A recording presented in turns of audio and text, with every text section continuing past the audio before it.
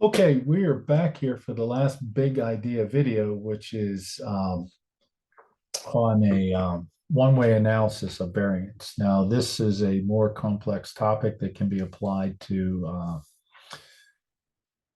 uh, two-way analysis of variance and, actually many more, like if we looked at a two-way table similar to what we looked at in terms of the chi-square statistic and test for independence. But here we're just taking a look at a difference of more than like comparing more than two population means. And we'll get into a specific example here in a moment. But this one-way analysis of variance can be broken down into I guess, an acronym. There's so many acronyms out there called ANOVA, okay? And the ANOVA, ANOVA, talks about an analysis of variance. Okay, and so anyway, that's what we're dealing with here, and let's go ahead and move forward with how we're going to go about doing that in terms of the big idea. And remember, this can be some of these calculations are very, if you try doing them by hand, are very, very tedious and cumbersome. Uh, you and your Alex problems are going to be given not only just the results of what the software does, so you won't even have to put it in for some of the software, as far as starting with the raw data. A lot of those computations are going to be given to you, and you're just going to have to piece them together at the end. And I'll deal with that Alex stuff, as I said, in a specific Alex video. Okay. But right now, we're just trying to get the feel for what is going on with this. And so the test statistic that we're going to use is an F statistic. All right. And we define that to be in terms of the variance between the groups relative to the variance within the groups. So that's why we call it analysis of variance. Okay. So we are comparing means here, but again, we're looking at, the means, how they vary or overlap relative to the variance within the groups, as opposed to how I should say the variance between the groups relative to the variance within the groups. And that's where we get this F ratio. So we're going to measure this variance between the groups.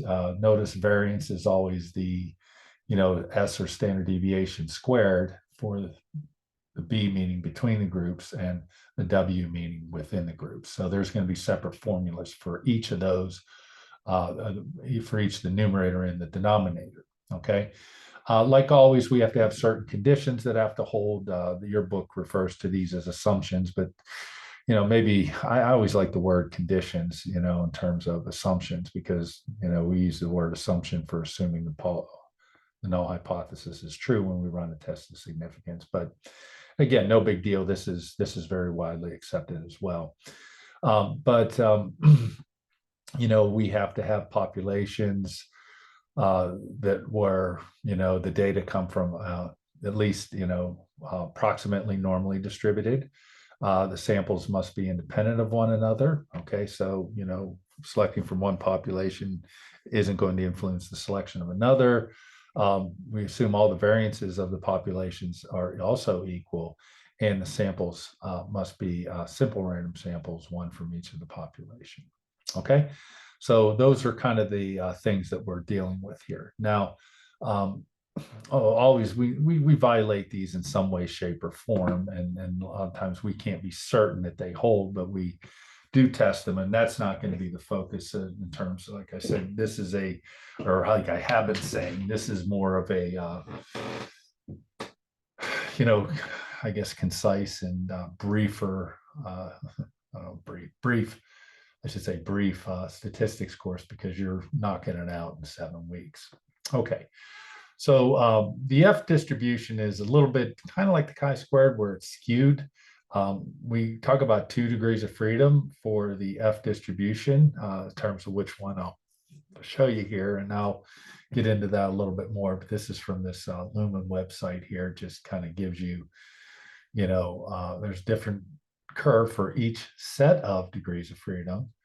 The F statistic is always going to be greater than or equal to 0. Again, they're skewed right. And again, as these degrees of freedom for the numerator and denominator keep getting bigger and bigger and bigger, then the curve again gets back to that form, that familiar bell-shaped pattern, symmetric, which would be normal. Okay.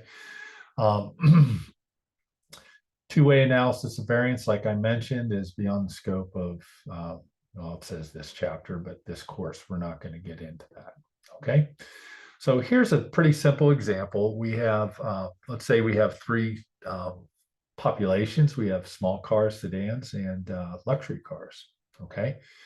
And what we're looking at here is the fuel economy in each of these. And the claim is that, we're going to say the average, because we know cars, different models and so forth, they're going to vary in terms of their fuel economy. But and they're also going to vary from car to car as well. But we're just going to assume that, we take these different types of cars, and we've got, these small cars, sedans, and mediums. And, really we only have 4 of those, 3 of these, and 5 of these, relatively small sample size. But what our hypothesis is going to be that all the average fuel economy for each of these 3 types of cars are all the same. That's our claim. And then the alternative is going to be at least one of these are going to be different. And so what I want to do is I want to kind of show you what we're doing, how we get this, the variance between groups and the variance within the groups. And so here's kind of the big picture. Okay. The capital N is just the total if I combine all the observations from all 3 groups. So we've got 12. And the K is we have 3 different groups. And so the degrees of freedom for the numerator are going to be the number of groups minus 1, which would be 2. And the degree of freedom for the denominator is going to be 12 because I have 13 total observations. And then I subtract the 3, it's n minus k, not n minus 1, but n minus k. So I get 12 minus 3, which is 9. Okay. And then what I do is I go for each one of these samples, I calculate the fuel economy, which would be the average miles per gallon. So for the small cars, I get 37, the medium or the sedans, I get 35.4. And finally, for the luxury, I get 26. And then each of those is also going to have a sample standard deviation or sample variance, which is S squared. Okay. And then I calculate the grand mean. In other words, I'm going to add up all of these. Okay. 36, 44, all the way up until I get to 24. Notice the dot, dot, dot, just filled in the rest of these numbers. So the average of all the cars together combined is 33.667. So we call that the GM, or the grand mean. Okay. So now when I move into, calculating the variance between the groups, which would be the numerator, and the variance within the groups, which would be the denominator, notice what I'm doing is I'm finding out the deviation, right, of the mean of the sample and the difference between the mean or the grand mean is. Okay. So this is, measuring that. And if you look at it, it's kind of like this N kind of gives it a weighted value, right? Because, we had, 4 of those, and 5 of those, and 3 of those. So, we're kind of weighting those things in terms of the number of them or their influence. And then, this K minus 1, we always get into that degree of freedom, but that's just, let's just look at it. That's the formula. And so we simplify all that, we get 121.35. So this is the between group variance. And then we get within the groups, what we're doing is actually, again, kind of weighting the variances of each of the groups, right? So for the first variance is 20.917. It's kind of like, well, we have 4 of those. Those would be, I guess, the small cars. But again, to count for the degrees of freedom, we get into the subtraction. So it's kind of like the influence will be 3 of those. Even though we have 5, we're going to count that as 4. And even though we have 3, we're going to count that as 2. Okay. So it's kind of like the weighted variances, just adding those up and, kind of getting informally like an average variance, so to speak. And so essentially all we do is we just take that number, right? That measures the variance between the groups, and we take the variance within the groups, and we divide those two numbers, and there's our F statistic. Okay. So, the larger that gets, what we do is we get a larger F statistic. Okay. Which means that now we've got a bigger discrepancy of those variances. All right. And for ours, we got a 4.83. But now we've got to take into account, again, we have to use the distribution of with the appropriate degrees of freedom. Okay. So this one, again, if you notice, I'm going to be able to do this in a couple different ways. One is a table method where we find a critical value. I'll go over that next, or the p-value method, okay, which I'll go over first. And I think the easiest way to do this, I'm just going to show you for what you have to do. And like I said, a lot of these problems are going to have a lot of this stuff worked out for you ahead of time. You're just going to have to piece it together, and we'll cross that bridge when we get into the specific Alex example. But I'm just giving you an overview here, okay? So the bottom line is, just like the chi-square test, I'm going to find the area, where's this discrepancy? The larger it gets, the more it's supporting this idea of that maybe these means aren't equal, okay? Because, the way that I'm comparing, or at least one of these things differ. So the bigger the F statistic gets, if I can go back to this hypothesis, the bigger the F statistic gets, that's the more evidence we have that at least one of these is going to differ from the other because of the way that we're measuring those. All right. And so what I do is I just kind of, I pick this particular button right here, probability F is greater than the value that I enter. Okay. So what I do is I take my F statistic, I put the 4.83 in there, probability F is greater than that. Then I put the degrees of freedom in the numerator, okay, which we said was, we've got 3 different groups minus 1, which would give me 2. So I put a 2 in there. And then degrees of freedom of the denominator. And remember, that was the number of observations minus the number of groups, or the 12 minus the 3, which gave us the 9. Okay. So I had that information back there. And then I hit enter and I get 0.037. So if I go to the right of 4.83, that area is this right here, which is 0.0375. And that would give me my p-value. So that would be pretty strong evidence to support our alternative that at least one of these means differs. Okay. We would kind of feel like, going into that, just because luxury cars are typically bigger and require, burning more fuel to move them around and so forth than the little compact cars. Okay. All right. So where does this 4.26 come from? Because that's the critical value. Because what we would do is look up on the table and say, okay, well, for alpha, which I believe it was back here, let's just go ahead and double check. Yes, the alpha was 0.05. So if I look up with an F distribution with 2 and 9 degrees of freedom for the numerator and denominator on a table, that value is going to be 4.26. And I'll show you precisely how we do that.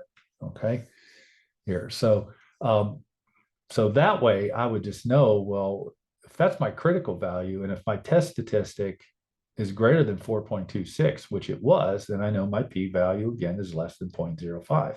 I don't know what it is using the table method, but I do know it's less than my significance level, or my level of significance, which is 0.05. And that would, again, tell me whether I reject or fail to reject the null hypothesis. All right. And that's for the fixed level of significance. That's all you need to know. You don't have to know the p-value. You just have to know what it is relative to the alpha. All right. So, how do you do that on a table? Well, there are all these tables here for, the level of significance. So you'd have to go to the 0.05 table. Then there's also 0.01 table. Then there's a 0.10 table. And I think there's several other ones depending upon which books and places you look. But, how you do this is just do this whole, here you go across here till you find the degrees of freedom of the numerator, which again, we said was 2. Then the degrees of freedom of the denominator, which was 9. So I go down to 9, and there's my 4.26. Okay. So again, we just find that right level of significance table. And again, there's different F tables based on the alpha. Okay, there's one for, again, 0.01 or 0.10 or whatever. And then you just go back and you look, kind of go work backwards here. Well, the degrees of freedom of our numerator was 2. The denominator was 9. Those intersect. Excuse me there, my thing jumped out on me. Okay, they intersected at 4.26. And so that's where this 4.26 comes from. Okay. Um, so I'll probably, like I said, I think, all the ones you do have your Alex calculator available to you. And that's generally the easier way to do it. Those tables are a pain to look up. So, but like I said, I will go over that with you specifically with when we do that. Okay, so that's all I have for the ANOVA. You're only, I think, going to do one type of problem there, but at least this gives you an overview of what it is that you're actually doing. And you could see that really, what we've been doing all along here. Remember when I said inferential statistics, what we're going to do is make conclusions about a population. Okay, make conclusions about a population based on what we get in a sample. Okay, so this is that same theme. It's just that, these parameters, these population parameters, we're testing for the equality of 3 means from 3 populations. There's another test for 2 populations and 2 means. There's another test for 1 population and 1 mean, and proportions and so forth. So, again, it just depends on the nature of your data, and where you're getting it from, that determines what test you use. But the same reasoning is applied to each one of these tests, or hypothesis tests, or confidence intervals, where all you're doing now is not just testing a claim, but in the confidence interval, you're just estimating what the actual value is for these particular parameters. Okay, and we could include that analysis in here as well. We could find confidence intervals for each one of these means, and kind of take a look and see how they overlap, and that would be consistent with what we're stating here for our claim that we're making. Okay, so like I said, this topic usually does take a little bit longer than what it does, but like I said, this is a condensed course and we're going over things quick, and that's why I think it's a good idea to kind of, give you an overview before we start doing individual problems. So, all right, so that's going to wrap it up. And I said, actually, this is the last big idea video of the course. And so we'll follow up here with some individual problems in Alex in terms of the examples that you'll have to do. And hope this helps. Oh, excuse me. I hope this helps you. So, all right, take care and God bless.